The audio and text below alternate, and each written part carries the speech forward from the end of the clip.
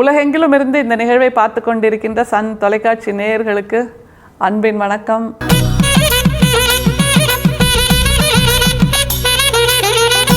வள்ளல் பெருமானோட படைப்புகளில் கவிதைகள் பார்த்துருக்கோம், பத்திரிகை அழைப்புகள் பார்த்துருக்கோம், விளம்பரங்கள் பார்த்துருக்கோம், கடிதங்கள் பார்த்துருக்கோம், அப்புறம் உடல் நல குறிப்புகளும் பார்த்துருக்கோம், உயிர்நல குறிப்புகளும் பார்த்துருக்கோம், வாழ்க்கை நல குறிப்புகளும் பார்த்துருக்கோம், உபதேச குறிப்புகள் அப்படிங்கிற புத்தகத்திலிருந்து.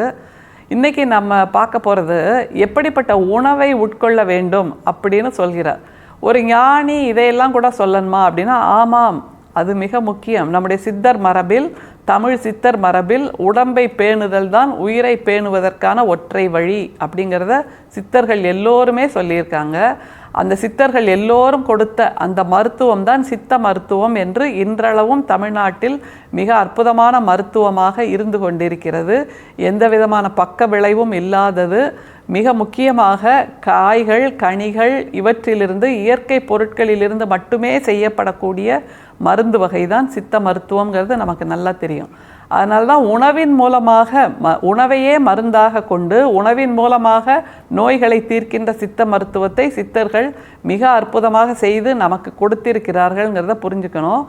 இன்றைக்கி நம்ம பார்க்க போகிற பத்தியில் வள்ளல் பெருமான் இரவில் எதையெல்லாம் சாப்பிடலாம், சாப்பிடக்கூடாதுங்கிற ஒரு பட்டியல் கொடுக்குறாரு. இப்போ உள்ள காலகட்டத்தில் இப்படியெல்லாம் இருக்க முடியுமாங்க? நைட்டு 1 மணிக்கு கூட போய் பிரியாணி சாப்பிட ஆரம்பித்த ஒரு சமூகமாக நம்ம மாறிட்டுருக்கோமே. இப்போ இதெல்லாம் நடைமுறைப்படுத்த முடியுமா அப்படின்னு கேள்வி கேட்டிங்கன்னா கேளுங்க. ஆனால் உங்களுடைய உடல் நலம் நிச்சயமாக கூடிய விரைவில் பிரச்சனைக்குள்ளாகும் என்பதையும் நாம் உணர வேண்டும். இப்போதெல்லாம் மருத்துவர்கள் சொல்கிறாங்கல்ல, ஒபிசிட்டி ஜாஸ்தியாகிடுச்சுங்க, காரணம் நம்முடைய உணவு முறை அப்படின்னு. அப்போது அந்த மாதிரியான நோய் கிருமிகள் இல்லாமல், நோய் தாக்குதல் இல்லாமல் நாம் இருக்க வேண்டும் என்றால், உடல் பருமன் என்பது இல்லாமல் இருக்க வேண்டும் என்றால், இப்படியான உணவு முறையை கடைப்பிடிப்பது என்பது மிக முக்கியமான ஒரு வாழ்வியல் முறை. அதனால் இதில் இரண்டாம் சிந்தனைக்கு இடமில்லை. There is no place for second thought அப்படிங்கிறத உணர்ந்து கொள்ள வேண்டும். அதைத்தான் வள்ளல் பெருமான் இந்த பத்தியில் கொடுக்குறார். அவர் என்னென்ன பட்டியல் கொடுக்கிறார் பாருங்களேன். இரவில் தயிர், கீரை, வாயுவான பதார்த்தம், குளிர்ச்சியான பதார்த்தம் சேர்க்கப்படாது. சூடான பதார்த்தங்களையே அறிந்து சேர்த்தல் வேண்டும். பழஞ்சோறு, பழங்கறி, எருமைப்பால், எருமை தயிர், மோர், நெய், செம்மறிப்பால், தயிர், மோர், நெய், கேழ்வரகு, வரகு, திணை, சாமை, பருப்பு வகை, அதிரசம், அப்பம், சுகியம் முதலிய சிற்றுண்டி, தயிர்ச்சோறு, புளிச்சோறு முதலிய சித்திரான்னம், காரரிசி சோறு, முளைக்கீரை, அகத்திக்கீரை, முன்னை முதலான இலைக்கறி, சுரை, பூசணை, பரங்கி, பீர்க்கு, புடல், பாகல், கடுகு, புலால், மாமிசம் முதலிய விலக்குகளை நீக்கி விதித்தவைகளை அனுசரித்தல். ஒரு பெரிய பட்டியல் கொடுக்குறாருல. இது எல்லாமே யோசிச்சு பார்த்தீங்கன்னா நம்ம நாட்டு காய்கறி அப்படிங்கிற பட்டியலில் வருது. அந்த எக்ஸாட்டிக் ஃபுட் அப்படிங்கிற அந்த பட்டியலை நம்முடைய வள்ளல் பெருமான் சொல்லவே இல்லை. இப்போது உள்ள காலகட்டத்தில் உலகமயமாக்கம் என்கின்ற அந்த நிலை வந்த பின்பு உலகத்தில் எந்த மூலையில் உணவு கிடைத்தாலும் அது நம்ம ஊருக்கு, நம்ம வீட்டுக்கு வந்து சேர்ந்துருது. ஆனால் நம்மை சுற்றி ஒரு 100 கிலோமீட்டருக்குள் இருக்கக்கூடிய உணவைத்தான் ஒவ்வொருவரும் அருந்த வேண்டும், புசிக்க வேண்டும், உண்ண வேண்டும் என்பது மருத்துவர்கள் சொல்கின்ற குறிப்பு. அந்த மருத்துவ குறிப்பைத்தான் வள்ளல் பெருமான் போன்ற சித்தர்களும் நமக்கு கொடுத்திருக்கிறார்கள். அதனால தான் இன்றைக்கி அவர் கொடுக்கின்ற பட்டியலில் இருக்கிற பொருள் எல்லாமே நம்மை சுற்றி விளைகின்ற பொருட்கள் தான். நம்மை சுற்றி இருக்கின்ற ஆணிரை கூட்டம், அது கொடுக்கின்ற பால், தயிர், மோர், அதிலிருந்து வருகின்ற நெய், அப்புறம் வரகரிசி, சாமை அரிசி, திணை அரிசி இப்படின்லாம் சொல்கிறார்ல, இதெல்லாம் நம்முடைய மண்ணின் விளைச்சல். அதைத்தான் புரிஞ்சுக்கணும். இந்த மண்ணின் விளைச்சல் தான் நம்முடைய உடம்புக்கு எந்த விதமான தீங்கும் செய்யாததாக இருக்க முடியும் என்பதை வள்ளல் பெருமான் ஆணித்தரமாக இதில் சொல்கிறாரு. இரவில் தயிர், கீரை, வாயுவான பதார்த்தம், குளிர்ச்சியான பதார்த்தம் சேர்க்கப்படாது. பொதுவாகவே அதை சொல்லுவாங்க, கீரை எல்லாம் இரவில் சாப்பிடக்கூடாது, பகலில் மட்டும்தான் சேர்த்துக்கணும். தயிர் போன்ற பதார்த்தங்களை அல்லது குளிர்ச்சியான பதார்த்தங்களை கூட நாம் உணவில் உட்கொள்ளக்கூடாது இரவில். காரணம், வயிற்றை இரவிலும் வேலை வாங்கக்கூடாது அப்படிங்கிறதா மிக முக்கியமான வாழ்வியல். எல்லாத்துக்கும் நம்ம தூங்கும்போது ஓய்வு இருக்கும், உடம்பில் இருக்க எல்லா பகுதிகளுக்கும். இதயம் மட்டும் தொடர்ந்து துடித்து கொண்டே இருக்கும். இதயத்தை தவிர வேற எல்லா உறுப்புகளும் உறங்க வேண்டும், ஓய்வெடுக்க வேண்டும். ஆனால் நாம் இப்போ என்ன பண்ணுறோம், இரவில் தூங்க போகிறதுக்கு முன்னாடி தான் முழு உணவை சாப்பிட்டு விட்டு அப்படியே போய் படுக்க போகிறோம் என்றால் இரவிலும் அந்த வயிறு வேலை செய்ய வேண்டிய கட்டாயத்துக்கு ஆளாகிறது. அதை செய்யக்கூடாது என்று வள்ளல் பெருமான் இந்த பத்தியில் சொல்கிறார்.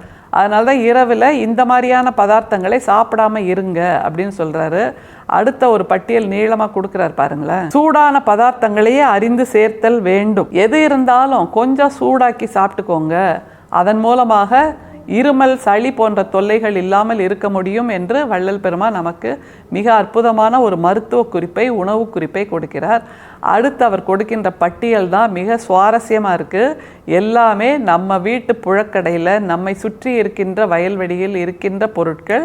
கிராமத்துக்கு போனால் இது எல்லாமே வயலில் மட்டும் இல்லை, வேலியில் கூட காய்ச்சி கிடக்கும். அந்த அளவுக்கு இயல்பான காய்கறிகள், பழங்களைத்தான் வள்ளல் பெருமான் பட்டியலாக கொடுக்கிறார். பாருங்க, பழஞ்சோறு, பழங்கறி, எருமைப்பால், எருமை தயிர், மோர், நெய், செம்மறிப்பால், தயிர், மோர், நெய், கேழ்வரகு, வரகு, திணை, சாமை, பருப்பு வகை, அதிரசம், அப்பம், சுகியம் முதலிய சிற்றுண்டி. இதில் எக்ஸாட்டிக்னு எதுவுமே இல்லை, அதுதான் இதில் மிக முக்கியம். அப்பம், சுகியம் இது எல்லாத்துலேயுமே இயல்பான அரிசி இருக்கும், வெல்லம் இருக்கும். அதை எண்ணெயில் பொரித்து கொடுப்பாங்க, அவ்வளோதான். வடிய வடிய நெய்யை ஊற்றி வடிய வடிய வெண்ணெயை போட்டு அப்படிங்கிற உணவு வகை எதுவுமே இல்லைங்கிறப்போ வயிற்றுக்கு இதமாக இருக்கக்கூடிய உணவை உண்டால்தான் உயிரும் சுகமாக இருக்கும். அதனால்தான் சித்தர்கள் உணவை எப்படி உண்பது என்பதை மிக தெளிவாக சித்த மருத்துவத்தில் சொல்லிகிட்டே இருக்காங்க. அதைத்தான் வள்ளல் பெருமான இதில் சொல்கிறாரு.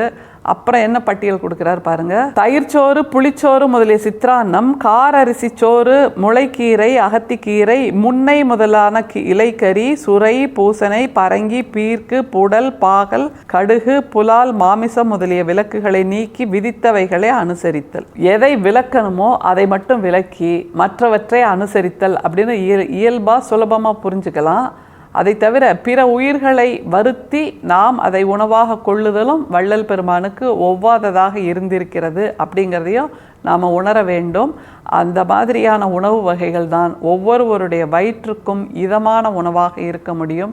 இதமான உணவு மட்டும்தான் அமுதம் என்ற பட்டியலில் வரும். இதம் இல்லாத உணவு வகைகள் எல்லாமே விஷம் என்ற பட்டியலில் தான் வரும். அதனால் பார்க்கடலில், அதைத்தான் வள்ளல் பெருமான் இன்னொரு இடத்துல சொன்னார். பார்க்கடல் என்பது புராணங்களில் சொல்லப்படுகின்றதல்ல, நம்முடைய வயிறு தான் பார்க்கடல். அதில் உள்ளே செலுத்தப்படுகின்ற உணவை வாசிகி மத்தாக கொண்டு அந்த உடல் இயக்குகிறது. அதன் மூலமாக வருகின்ற விஷமற்ற உணவுதான் நமக்கான அமுதம், கழிவுதான் விஷம் என்று வள்ளல் பெருமான் நமக்கு பலமுறை சொல்லியிருக்கிறார். அதைத்தான் இந்த பத்தியிலும் கொடுத்திருக்கிறார். எதை விலக்க வேண்டுமோ அதை விலக்கி, எது நமக்கு உயிருக்கு உறுதுணையாக இருக்குமோ, உயிர் துணையாக இருக்குமோ அதை மட்டுமே உண்டால் நாம் நிச்சயமாக 100 ஆண்டு வாழ்தல் என்பது எல்லோருக்கும் இயல்பானதாக இருக்க முடியும் என்பதை வள்ளல் பெருமான் சொல்லி கொடுத்திருக்கிறார். இப்படியாக உண்டு பார்க்கலாமே, நம்முடைய நலனுக்கு தானே வள்ளல் பெருமான் சொல்கிறார். அருட்பெரும் சோதி, அருட்பெரும் சோதி, தனிப்பெரும் கருணை, அருட்பெரும் சோதி. மீண்டும் சந்திப்போம். நன்றி, வணக்கம்.